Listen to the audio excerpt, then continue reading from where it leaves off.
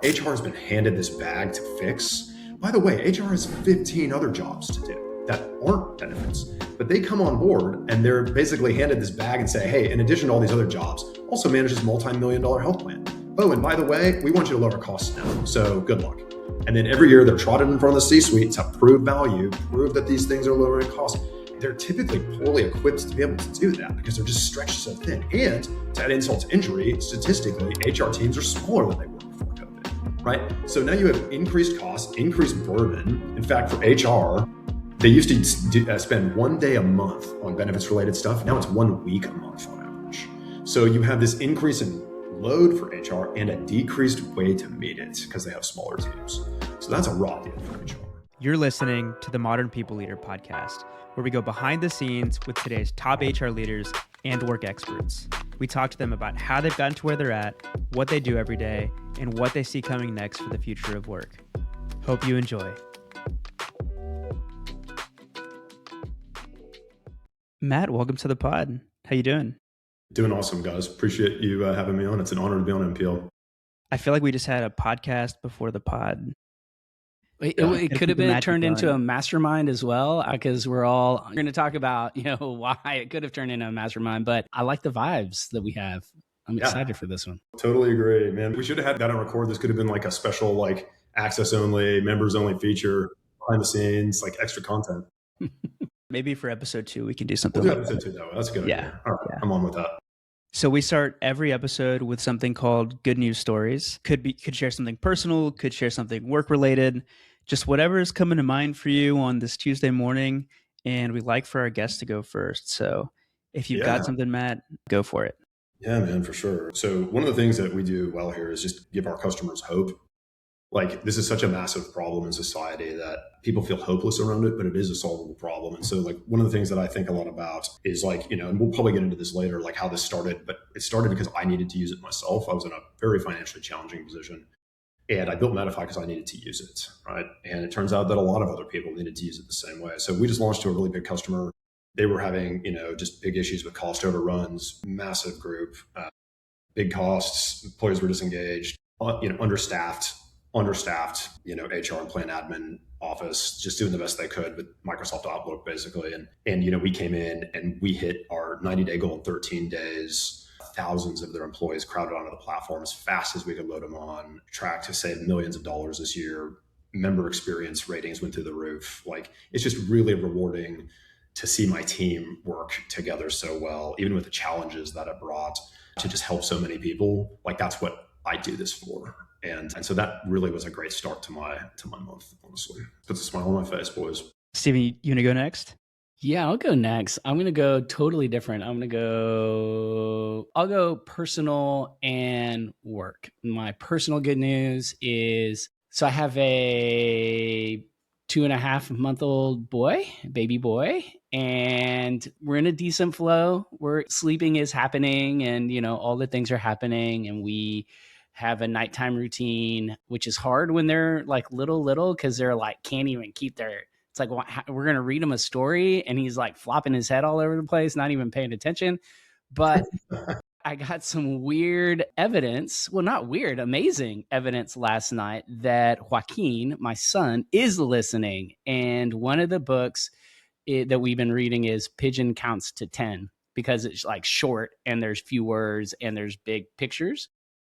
And I got about 2/3 of the way in, and there's like a point where like the character Pigeon like shouts, and Joaquin, like, I'm reading everything. I like read the page and he shouts in his little baby voice and just starts cracking up. And I was like, oh my God, did he just LOL for the first time? So that's my personal good news. It was beautiful. It was an awesome moment. The work-related good news is in Sprint 2, I am this year, at least for like the foreseeable future, call it the next couple quarters, I'm going to be working as MPL CTO and Chief Product Officer.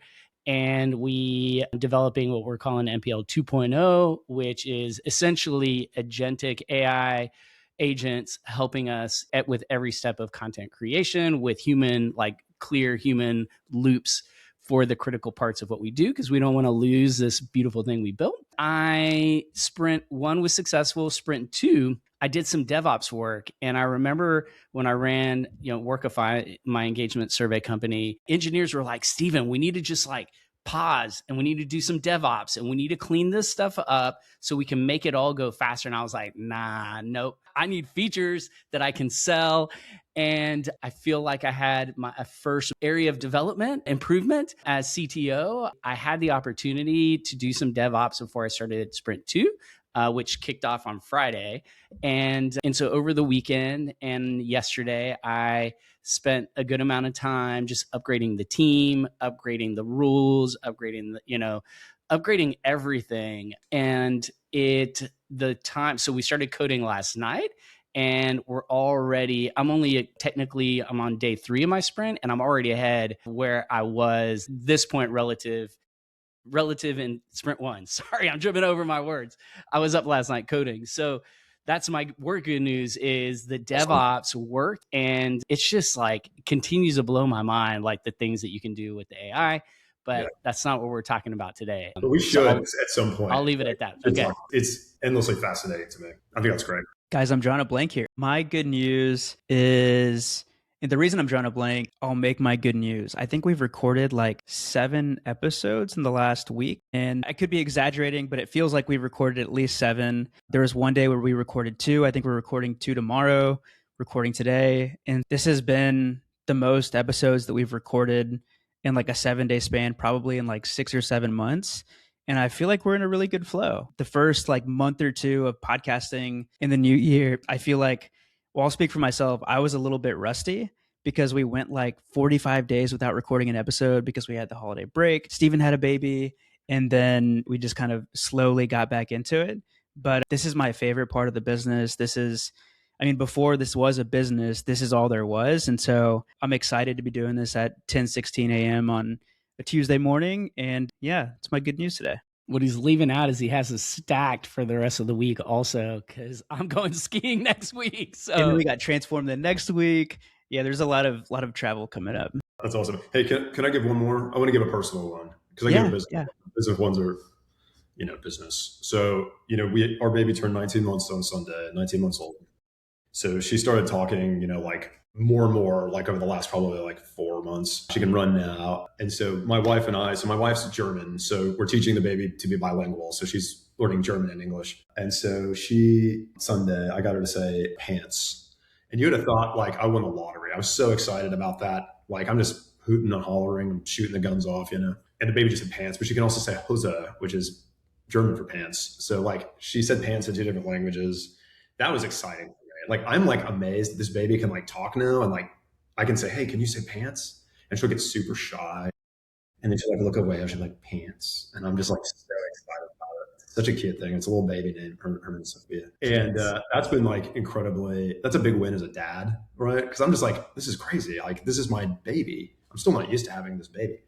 And like she can talk now, she runs around, she wants to hang out with me and read little books. Steven, like that reminded me, my kid loves books too. And that was just a big win for me in just like a real personal way. The baby can say pants in 2 different languages. That's a pretty cool win for a weekend, I think. That is a big win. And on the topic of books, Steven, I felt similar to you. It's like, why am I reading this book every night? I mean, it was more for me, I feel like, for the first, I don't know. I mean, she's 9 months, almost 10 months. For the first like 6 months, I felt like it was mainly for me. And last week, I was reading her the book that I read her every night, which is Guess How Much I Love You. And it's like a 15, 16 page book. It's really quick.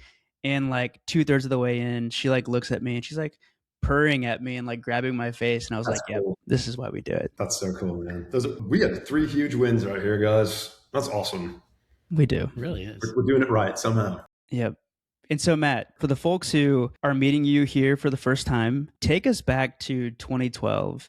In our prep call, that's something that stands out to me. You shared your story and how in 2012, there were some big life moments that eventually led you to create Medify. And so walk us back to 2012 and how that led you to what we're doing today. Lately, the idea of backup care has been hitting close to home for us.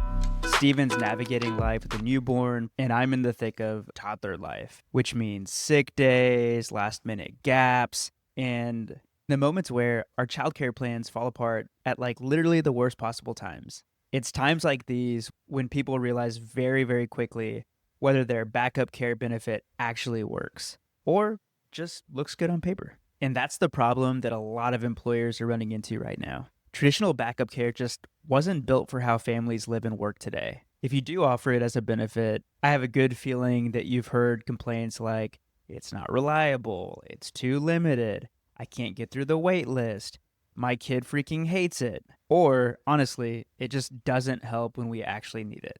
That's why more companies are switching to Wealthy backup care. Wealthy meets families where they are.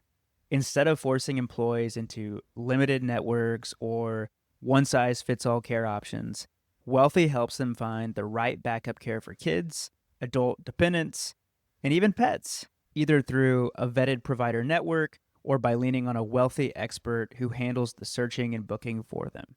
For employees, it's super flexible. For employers, it's cost efficient and predictable. It's pay as you go, so you only pay for the care days that your employees actually use. And for all of the in-person teams out there, Wealthy even offers affordable on-site and near-site backup care, including dedicated care rooms, which are super clutch and a total game changer. Backup care has changed a lot, and this is what it should look like. If you want to learn more, head to wealthy.com/MPL and you can get a personalized geo access report. That's wealthy.com/MPL. Yeah, for sure. Well, I appreciate that. It's the origin story of Medify and like what my life's calling became, right? So 2012, traveled back in time. 2012, I was in a very different place, right? Very financially challenged place. I was broke, big dreams, but no money, which is a bad combo, but a great combo in America, I believe. 2012, and for the first time, I had to use my health benefits. I had to use my health insurance. I needed eye exam. I had $300 in my bank account at the time. And I had no idea how much an eye exam cost or where I could go to get that. And it took me days to figure it out. Days of calling around, trying to find different websites, trying to figure out who was in my network to start with was incredibly challenging. And then how much it cost, right? I'd call these doctor's offices like, yeah, we take Blue Cross. I had BCBS. That was all I knew, right? And the only help I had was 46 800 numbers on the back of that Blue Cross card. That was it. And I'm like, okay, I guess I start here. You go through all of these phone numbers, websites, trying to figure out who's in the network. You talk to these doctor's offices. They're like, what plan are you on? I'm on Blue Cross. Okay, but what plan? I'm on Silver, Choice, Elite, 46. Okay, well, we don't take 46. We take 5 and 7, right? And so you're like, as an individual person, trying to figure out how much things cost. How much does this eye exam cost? We don't know. It depends on your insurance. It took me days to figure it out, right? It was incredibly stressful. I almost didn't get the eye exam because I just didn't know if I could afford it. And that was a very negative experience for me. For someone who just needs basic care, I couldn't get contacts. I live in Oklahoma. We're based in Tulsa. In Oklahoma, you cannot get contacts every year unless you get a yearly eye exam. And so I didn't have any glasses because I couldn't afford those either. So I'm just like, man, am I going to have to squint and look through my squinted eyes everywhere, trying to figure out what street signs say? That becomes a real possibility for you. And that's scary and it's sad, right? And so after this whole ordeal finished, I told my co-founder, Nathan, I said, we can build an experience that's better than this. Like, we need to build an app that makes this really easy for people to know how much things are going to cost and where they can go. That's it. That was if I had an app that told me that, I would have been done with this in 3 minutes, right? I would have known I would have been empowered with the right information. I could have made my decision and I could have moved on with my life instead of spending days trying to figure it out. And so, guys, honestly, I was in the shower and I just felt suddenly that was my calling. I was supposed to do this and fix this problem. I had no money. I had no experience in healthcare, obviously. But I think, honestly, guys, that's where the best inventions come from. It's from people who get trapped in those problems and invent their way out of it. And so instead of doing what most people do, which is like, we're going to build this cool app, we decided to start from the beginning and just figure out, hey, what is it going to take, right? Did a lot of research. We did years of research, actually. We went from 2012. We didn't launch until 2018. So 6 years of studying this problem, learning about health insurance, learning about how health benefits and health plans worked. We started talking with employers and we found that their employees were disengaged from health and benefits. They weren't using the benefits correctly. They were spending huge amounts of money and HR had no way of influencing that. They're like, Matt, talk to them at open enrollment. We hand everybody a blank check and we send them into the night. And we just hope that they don't spend very much money. And every year they spend increasingly large amounts. So we sat and talked with the employees. We're like, guys, you have this awesome health plan. That's the problem. Like, why are you doing these actions? Well, we don't know where to start. We don't know what things cost. They want us to call these 800 numbers. We don't have time to do that. And basically their experience was just like mine. So you had this weird phenomenon where employers wanted employees to engage and spend less money. Employees wanted to engage and spend less money, just like I wanted to. There was just a missing gap between the two that could help them both come together and do that. And that's where we invented Medify. And we built that platform and launched it in 2018. And the rest was history. So I needed to use it. I built something I needed to use. Turns out millions of people need to use it. And the two together became a really good combo. Yeah, I've spent a lifetime in HR. This has been my entire career. The first half I was a practitioner, and I spent majority of my time in total rewards, and I still don't get benefits and insurance. And it's like, you could repeat it. You could educate me 20 times and I'm the guy asking the stupid question in open enrollment, like, what? Same here. How do I submit a claim? Like, I just don't. So, I think this is a story that a lot of people relate to. And like the costs, the narrative that you just shared with us, just like around like needing something to be well, but not being able to afford it, or it seeming like every avenue you could go down is going to lead you into this like huge, insanely expensive cost. That like you do the equation, like, okay, does this make sense? And it's like, no. Then you end up in the situation where you're like, how do I? It feels like the only options that I have are terrible options. And so give us like the 1 to 2 minute, like the elevator pitch explanation of Medify. Like, I'm admitting that this is something that I don't get, like I'm with everyone else. And so like, give us like the layman version of like what you do and the value that you bring your customers. Absolutely. So you're not alone, Stephen. That's the vast majority of people in America today. This, what we call health insurance and health benefits, has grown in such massive complexity, especially over the last 5 years and 10 years, that you need a PhD to even unravel it. And honestly, we have PhD users who also don't know, right, how to use their health benefits and health insurance. So it's not an issue that is limited by education or socioeconomic status. Literally everyone has these problems. We'll have offline conversations with HR where they're like, hey, we put this plan together and we still don't understand it. It's so complex. I've had offline conversations with brokers who say that too. They're like, hey, we build these plans, but they've gotten so complex that sometimes we're not sure what's in them, right? Like, and that's the big shift that's occurred across the entire country, right? Like, no one has a really good hand on this anymore. And that's scary when it costs so much and it affects people's lives so deeply. Benefits navigation as a whole, right? I'll start macro and go micro. So benefits navigation as a whole is this industry that helps partners with HR, partners with brokers, and helps members navigate these increasingly complex health insurance and health benefits plans. We want to get them the information they need to make better decisions. That's kind of basically how the whole industry works. Medify takes this a lot further though, right? I don't want to just package information and help members navigate that, because there's value in that for sure. But what we really want them to do is change their behavior, right? So one of the things that Medify approaches this is we don't approach this as a healthcare problem. And this kind of puts us in our own league, I think. Most people approach this as a healthcare problem. Oh, we need to change the plan design and we need to change the benefits design. It's not a plan design or a benefits design problem. By and large, most of these plans and benefits are really, really good. It's a behavior problem. Their employees aren't utilizing it correctly. We tell brokers and HR all the time, like every year they change the plan, every year they tweak it, they swap out these vendors, they put new vendors in, they swap out the broker, they swap out the TPA, they change carriers, whatever, right? And every year the same problem occurs. Members don't follow the script. They spend a ton of money and then they're back right in the same seat in the following year doing it all over again, right? All these plans have an Achilles heel, no matter how well designed they are. And that is, it requires members to act rationally 100% of the time for them to work well. And members do not do that, right? And that's why the plan goes sideways within weeks of launch, right? So Medify takes this a step further. We're going to actually influence members' decisions, and we're going to influence their behavior so that they make better decisions and have better behavior, which will cause the plan to act as HR and brokers intend for them to act, right?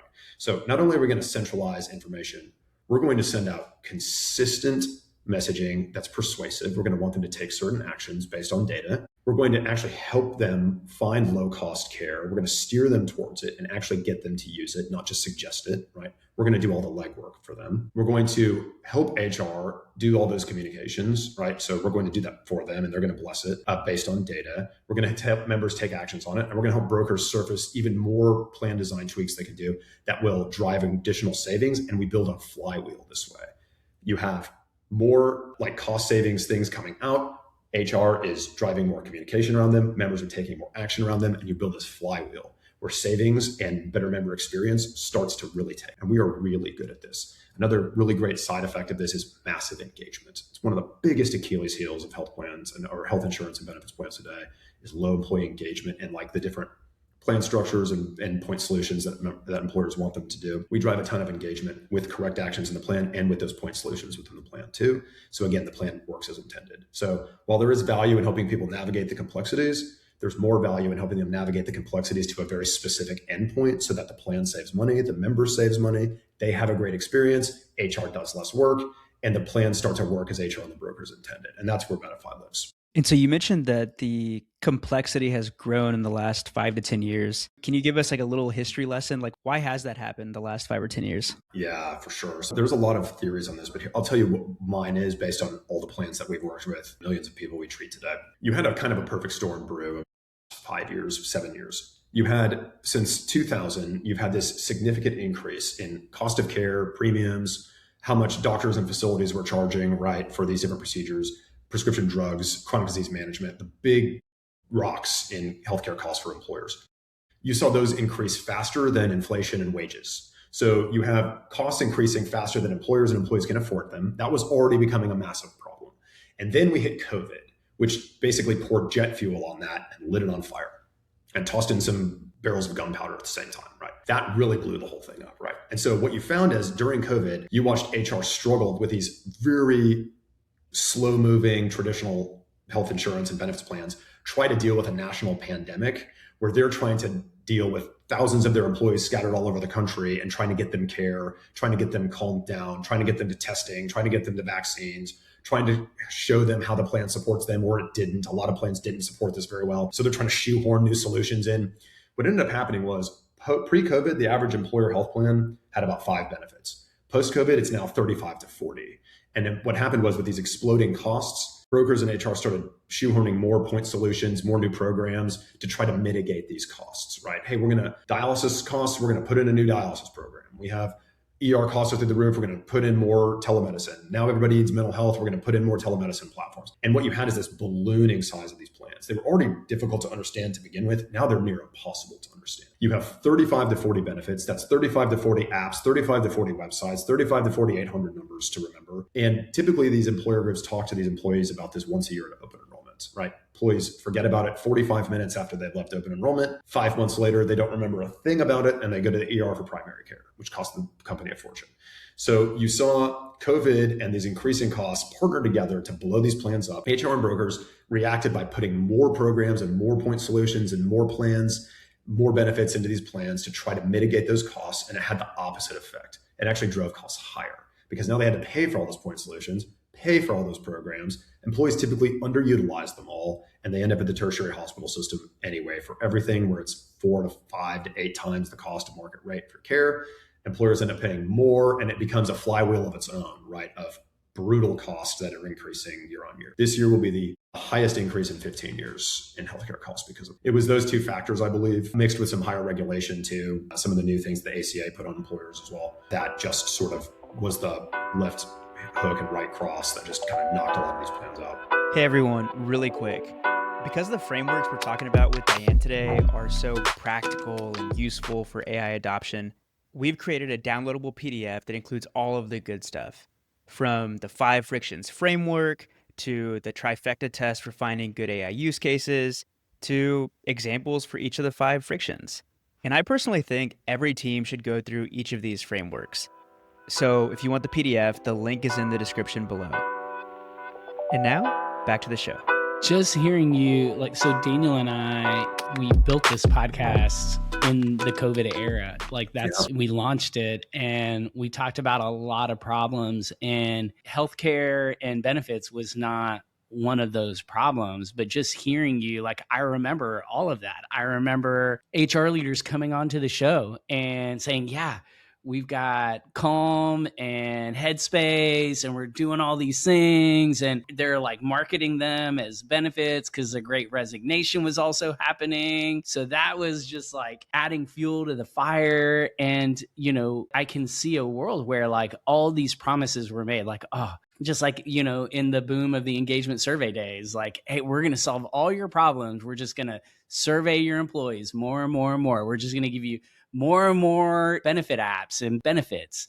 And then fast forward a couple of years and realizing, everything changes. Climate changes, the macroeconomic situation changes. And it's like, holy smokes, we have a mess on our hand. And so let's pretend I'm an HR leader that has a mess on his hands. Like, how typically do you work through that mess? Like, what is the process by which you engage the HR leader that I come to you? I'm like, shit, I can't go back to my CEO and CFO again this year and report open enrollment numbers down again, all of these costs over budget again.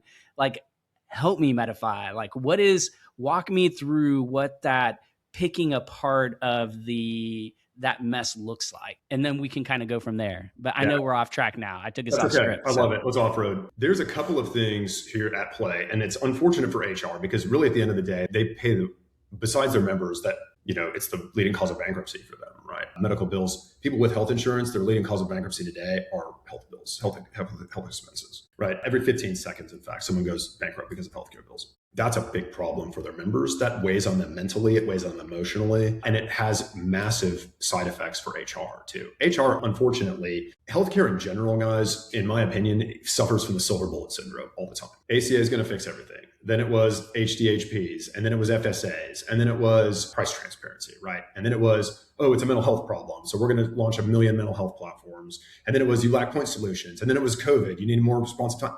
And every year, a new silver bullet is packaged together and sold to brokers and HR. And they're desperate to control costs and engage members, because what you're starting to see is, for the first time in a long time, now CEOs and CFOs are getting involved in benefits decisions because costs are out through the roof. HR has been handed this bag to fix. By the way, HR has 15 other jobs to do that aren't benefits. But they come on board and they're basically handed this bag and say, hey, in addition to all these other jobs, also manage this multi-million-dollar health plan. Oh, and by the way, we want you to lower costs now. So good luck. And then every year they're trotted in front of the C-suite to prove value, prove that these things are lowering costs. Like, they're typically poorly equipped to be able to do that because they're just stretched so thin. And to add insult to injury, statistically, HR teams are smaller than they were before COVID, right? So now you have increased costs, increased burden. In fact, for HR, they used to spend 1 day a month on benefits related stuff. Now it's 1 week a month on average. So you have this increase in load for HR and a decreased way to meet it because they have smaller teams. So that's a raw deal for HR. I feel for them deeply. And I talk to a lot of really great HR leaders who are just doing their best, right? That's typically the mess that we come into. HR is understaffed, they're under fire. The plans are typically good, but they're not being used right. So we just take a very systematic approach, right? First of all, there is no silver bullets. I'm going to dispel that sad rumor. There is no silver bullet, but this is a solvable problem. You can fire a series of silver bullets in sequence that will solve this problem. There is hope, right? There is a horizon where the sun rises and things can get a lot better. But it's only if you do this from a very specific sequence. So the first thing we're going to do is we're going to wrap all of this 40 different benefits into a single place, right? Members today do not want to go to 40 different places. They don't have time for that.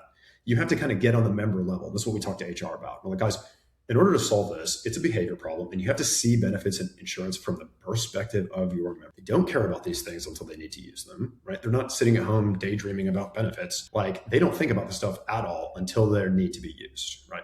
Secondarily, they're not really informed healthcare consumers, despite all the education attempts in the past, right? Still over 90% of employees today can't define the word deductible, right? So you have basic terminology of the plan that is unknown. The plan structure is unknown. There's 40 places to go. And guess what? Even if they learned the whole plan the next year, a lot of it changes because they swap out vendors, they add new things. So then they're going to just sit down and relearn all these things. They're just not, right? So you have to understand this from the member's perspective. What they want is something that is nimble, quick, gets them the information they need, shows them where to go that's low cost or the benefit they need to use, and then they're going to go and do that. Right. So we wrap all these things in together, and then we start what we call the engagement or the education side, right? We noticed that most members, there was this weird dichotomy going on where employees wished so it's a leading cost for them, right? Right now for members, it's their second largest expense after their mortgage. So they're looking to their employers for more information on how to use benefits better because they're going bankrupt over it. But employers typically only talk to their employees about this stuff about once a year. It's around open enrollment. We found for maximum engagement, it has to be 3.5 times per month. We round up to 4, and we're sending weekly material out to the members about the health insurance, about their health benefits, and not just general education. Hey, you should use this or you should do this. We're trying to get them to take a specific action that is kind of around healthcare cost lowering, right? So we're going to send those targeted pieces of material out to different cohorts. We're going to bring them into the platform, and we're going to service them at what we call the moment of decision. So a new thing that kind of developed around millennials like me, Gen Z, is that they don't have traditional doctors anymore, right? Most of them don't have a primary care physician. I've never had one. I don't even really know how to get one. And so they're starting to make these healthcare decisions, not in like doctor's offices like Gen X and boomers did, but they're doing it at the Costco parking lot. And they're making surgical decisions at soccer practice. And they're ordering an MRI while they're at the grocery store, right? Like they're doing this during normal life. And that could be a $60,000 decision for the health plan. And HR has no way of influencing that or even knowing that it's happened. So what we discovered, and this is part of the origin story, was if you can be with the member live while they're making that decision, 94% of the time they'll take our advice. And our advice is for high quality, low cost care. Hey, you could go to the tertiary hospital system where that MRI is going to be $3,000, but there's a place down the street in your Blue Cross network where it's $450. Would you like us to help you set up an appointment there? And they say yes 94% of the time. And we just avoided a huge expense that would have gone down for the employer that way, right? And we do this thousands of times a day. And so we're able to like bend the cost curve down procedure by procedure by just being live within the moment decision. So we're going to want to centralize all those things in an accessible way. We're going to educate them by continuously hitting them with messaging that is something that they want. Like we have a less than a 0.5% unsubscribe rate from our messages because employees want to hear this information. And then we're going to help them take action on it. That's going to help them lower costs for themselves and their employer. It's a bit of an oversimplification for all of this, but that's kind of how it works in a nutshell. Then employees start by the thousands taking these better decisions. It starts saving millions or more for the employer. And then everybody's happy from that. And by the way, their member experience rises. Our average member experience is 4.87 out of 5 after like 35,000 reviews or so. Members want 35,000 reviews? Wow. Yeah, across all of our white labels and our app in the App Store and across both stores, like it's about 35,000 reviews, and it's 4.87 because this is how members want to interact with the benefits. They want to come in, they want to get their information right away, they want to make a decision, they want to go. And we're going to help them carry that decision out by setting the appointment, transferring the medical records, doing all the legwork for them. And so really all it comes down to is this, guys. We tell employers this all the time. Whatever mess you have is fixed by changing behavior. And employees will change their behavior if you do these 3 things. You got to do these 3 things, and they do it. You have to motivate them correctly, and that's typically financial. We'll give you a financial incentive to take this action, or if you don't take this action, you're going to have a financial disincentive.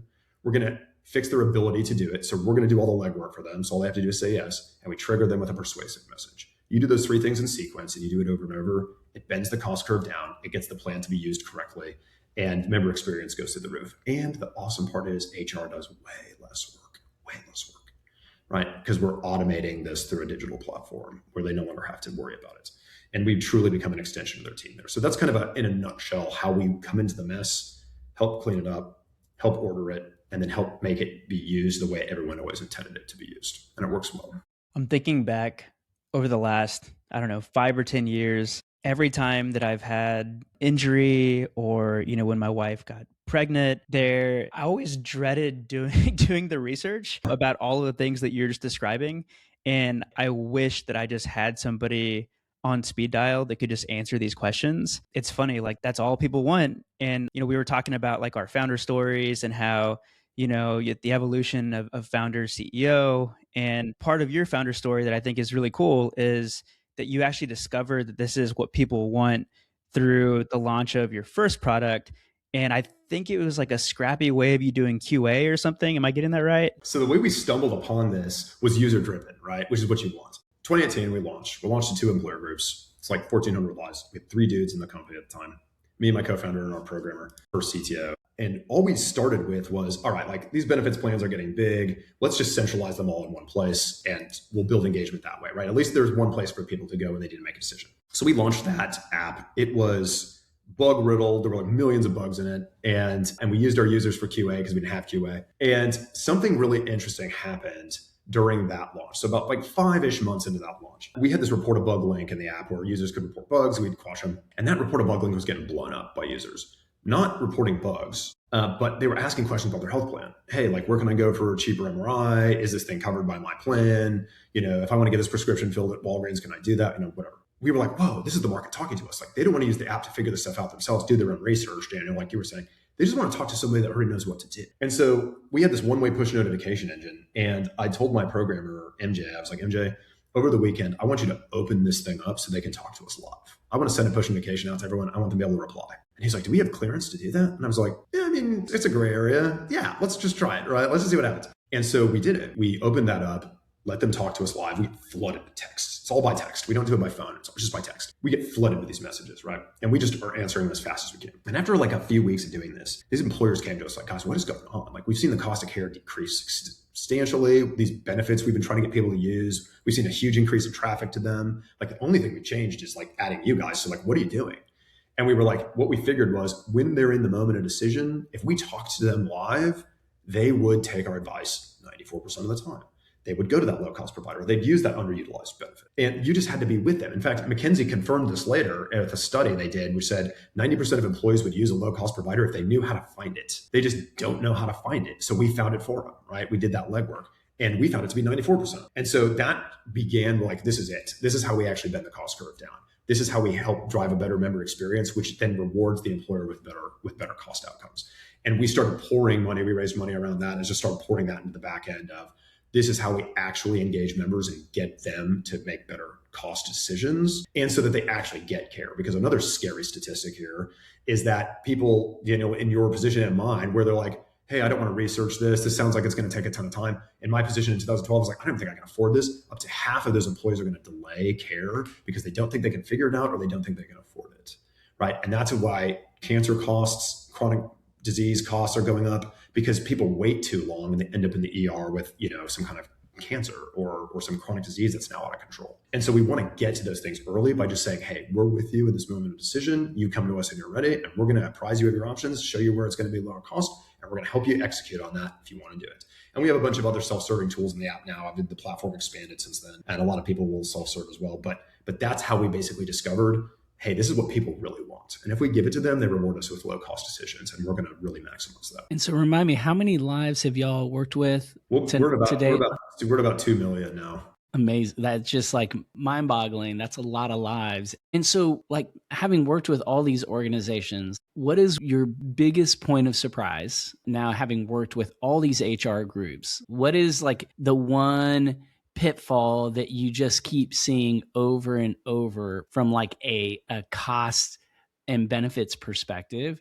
And, what is like one life hack that employees or your users just like seem to miss over and over and over?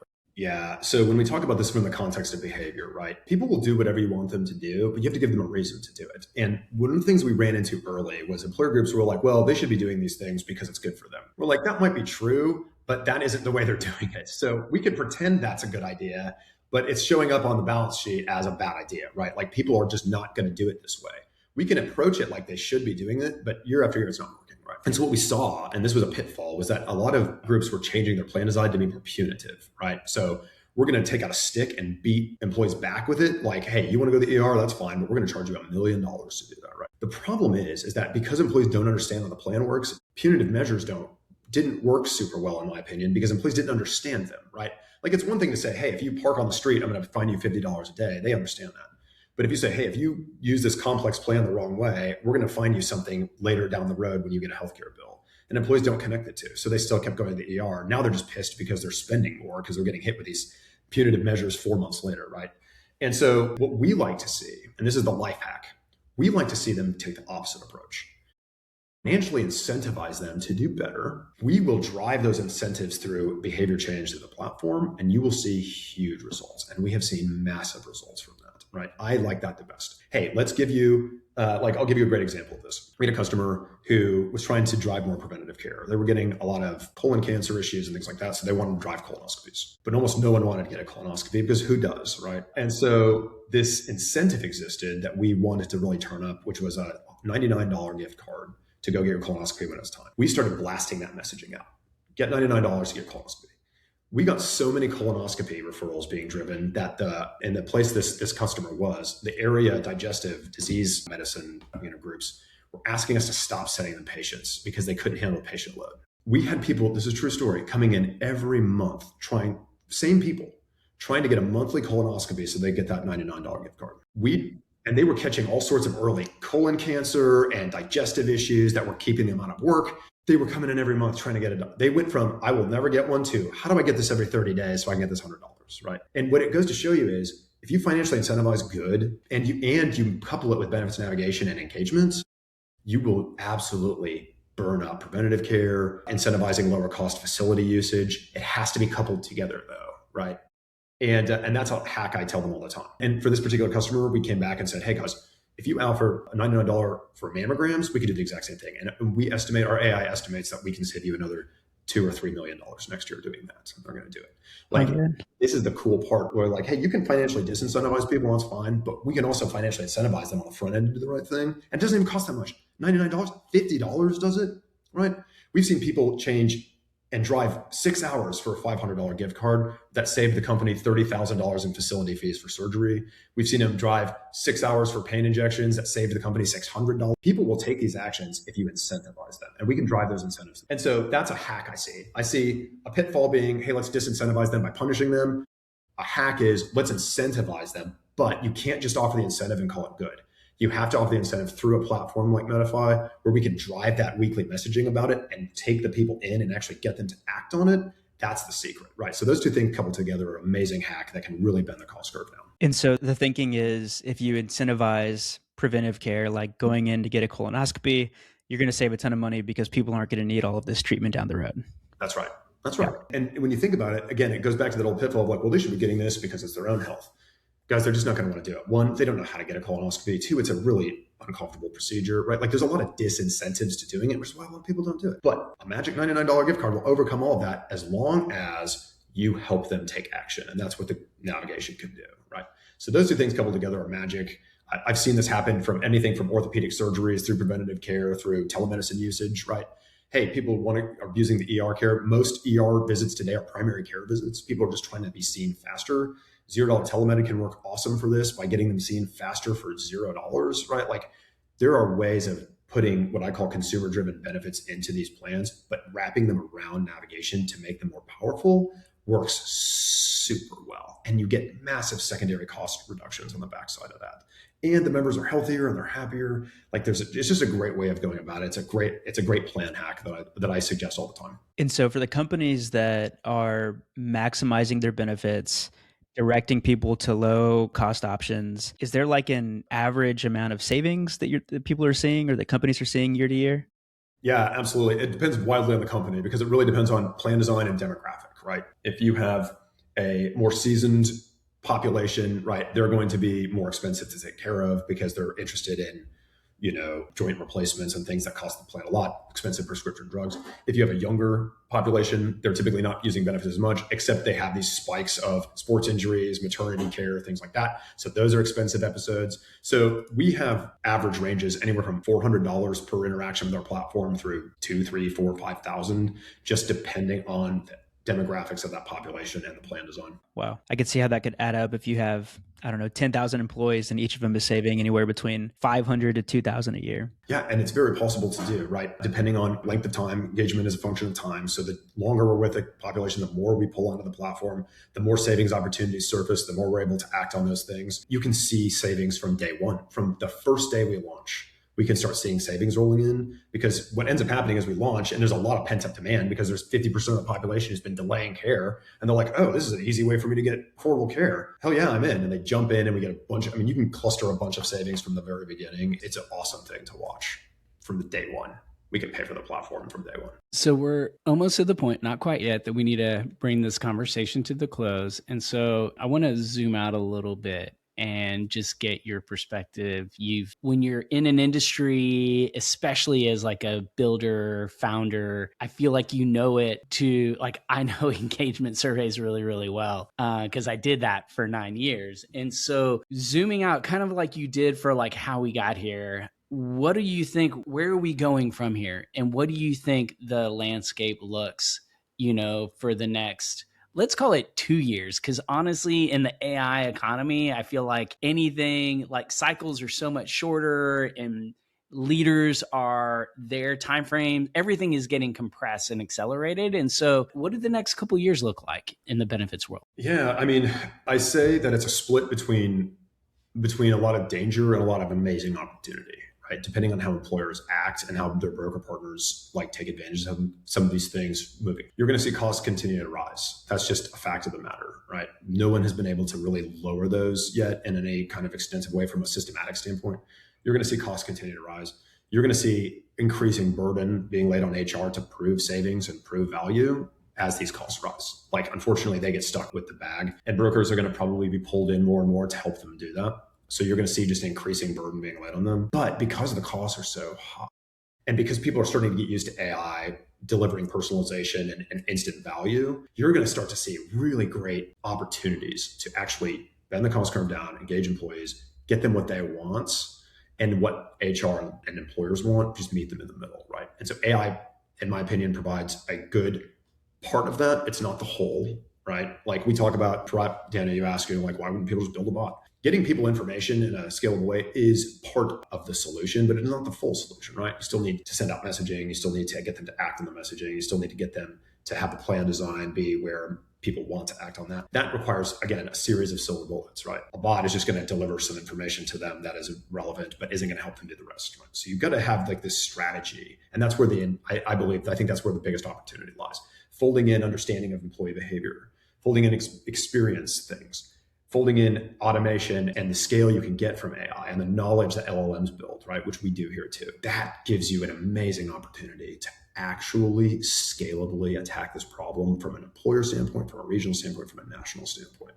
This is a solvable problem. It is a solvable problem. And you see these opportunities coming out, especially around AI, that are going to unlock the ability for HR and for leaders, even government leaders, to be able to spread this out in a national way. And so that's where I see it going. And then increasingly, on the other side of that, things are going to become increasingly individualized. You already see this with the way genetic medicine is working, right? Where they're starting to build like custom drugs for people's genetic profiles that treat their cancer specifically for them. And it's wildly effective. It's just crazy expensive, right? You're starting to see those types of specialized benefits packages through ICHRA starting to be built, right? Like you're starting to see the increasing customization of insurance and medicine around the individual.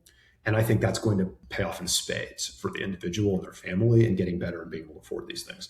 So it's an amazing time to be in benefits and an amazing time to be in healthcare because of the crash of all of this personalization and all of this genetic information, AI really blowing things up too. It's just a great time to be in it. And it's an incredible opportunity for employers to really get on that train early and see the lasting effects. So I was reading this article the other day that was written from the point of view that it's, I think, like 2028, and we're looking back to 2026.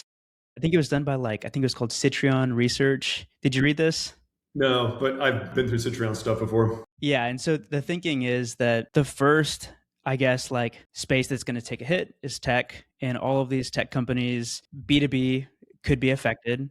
And, they're going to start making cuts to their employee base, trying to be more efficient, more AI, more AI. Eventually, the rest of the white collar workforce is going to take the same hit, and this cycle is just going to keep repeating itself over and over again with more usage of the tools that we have at our disposal. And so my question is, if there is a scenario where it plays out like that, maybe it's not as dramatic as this article is laying out, do you think the same thing happens to benefits? Or do you think that with a smaller employee base, companies are giving, I'm thinking of the show Pimp My Ride. I don't know why I'm thinking of that, but everybody's going to have their pimped out benefits package. It's super custom to them. And I know it's a very specific scenario, but I'm just curious what your thoughts are. Yeah, I think it's a great question. I don't think anyone knows fully yet. This is my prediction. Yes, I think that we'll have an impact in benefits. It's almost impossible that it can't, right? The cool thing about AI, and Stephen, you were talking about this before we started, which is, vibe coding and being able to prompt code. You've got kind of front end facing things like Lovable and Cursor and the rest, right? And you have back end stuff like Klein and Claude and Claude Code and things like that. Where the traditional tech companies' moats used to be their software platform. It cost us, $1 billion to build a software platform. And now someone can copy that in a weekend, right? The technology itself is no longer the moat.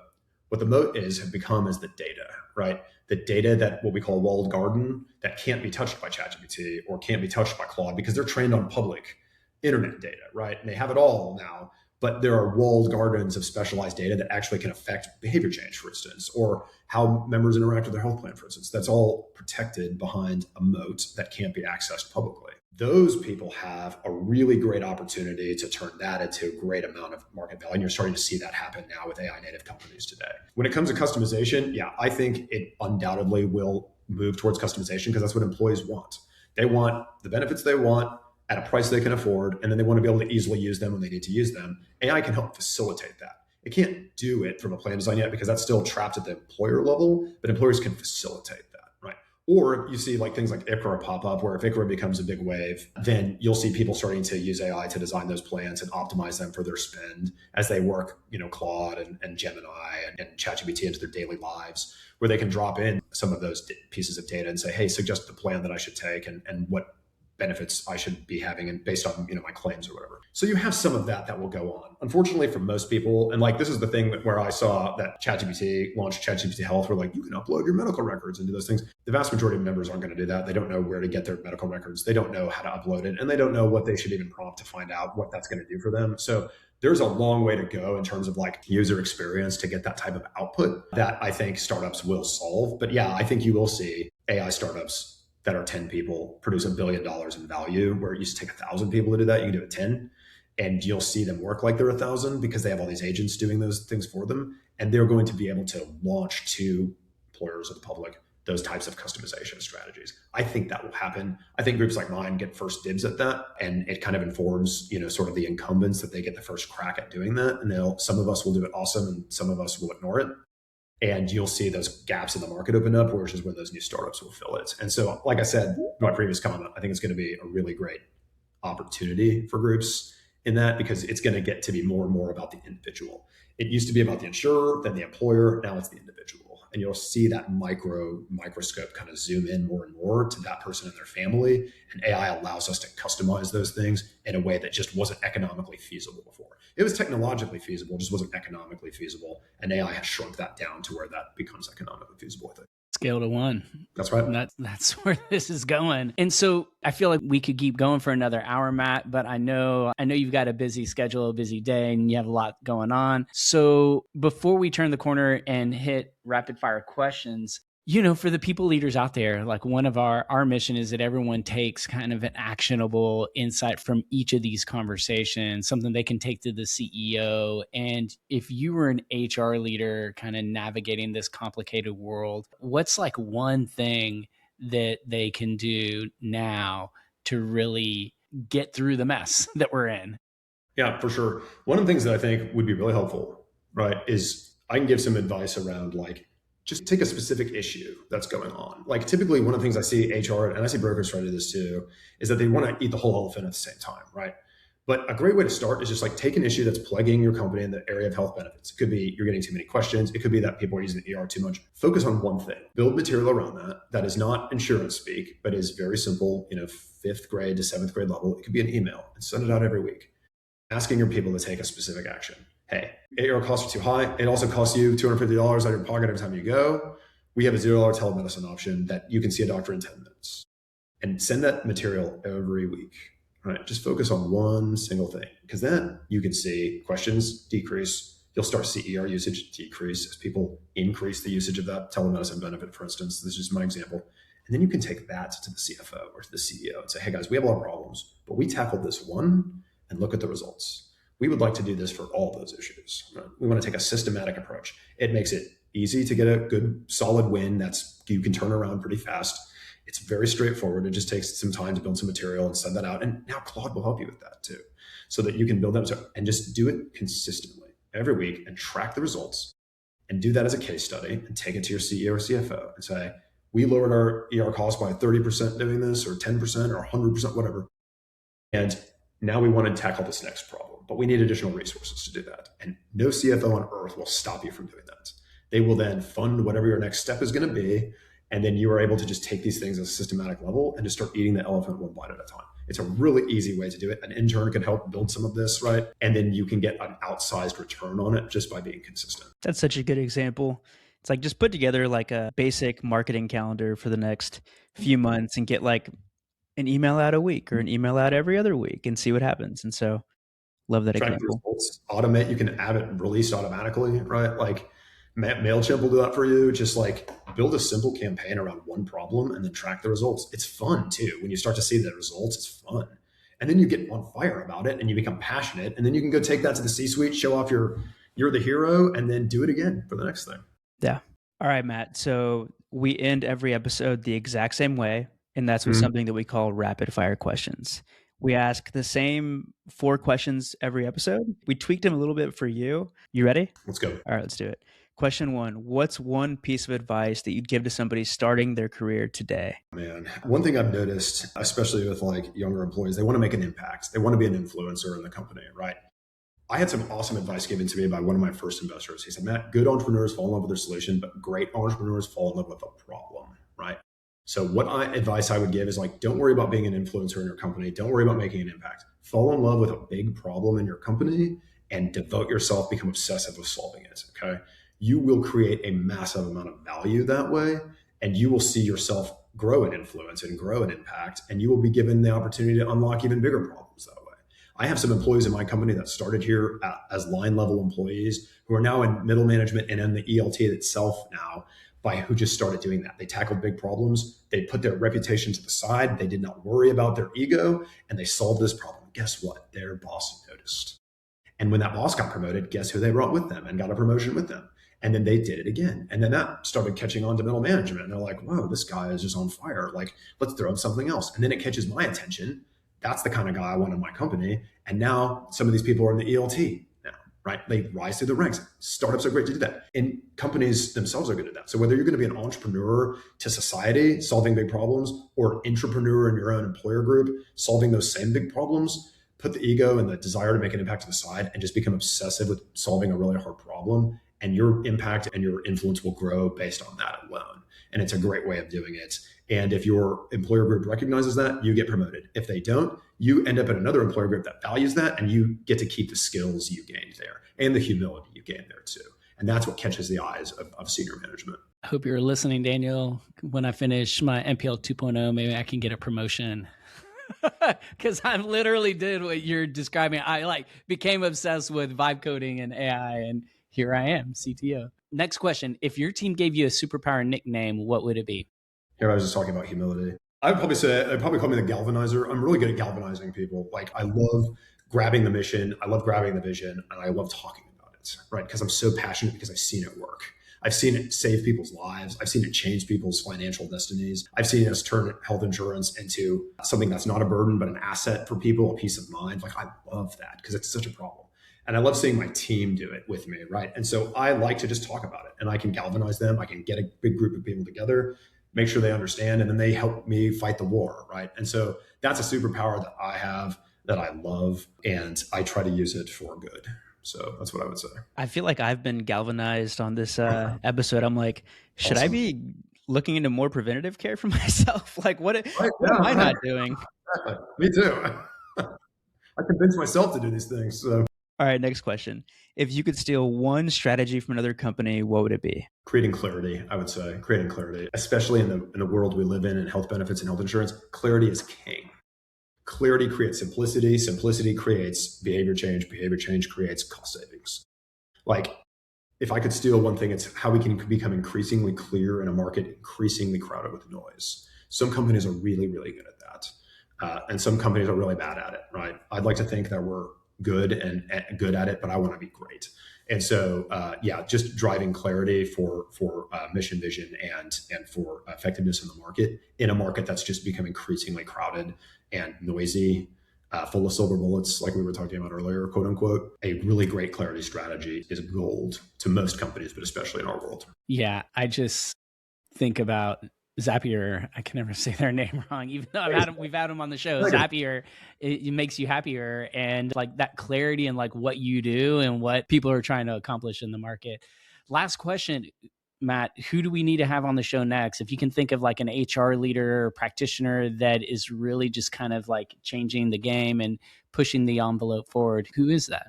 Oh man, guys, like this is a hard question. I would go for VP or a CHRO who has really solved this on a local level, right? Like they've created the materials, they've built the right consumer-directed health plan, who have really fleshed out that plan to drive engagement, right? Some of the people have done this very successfully.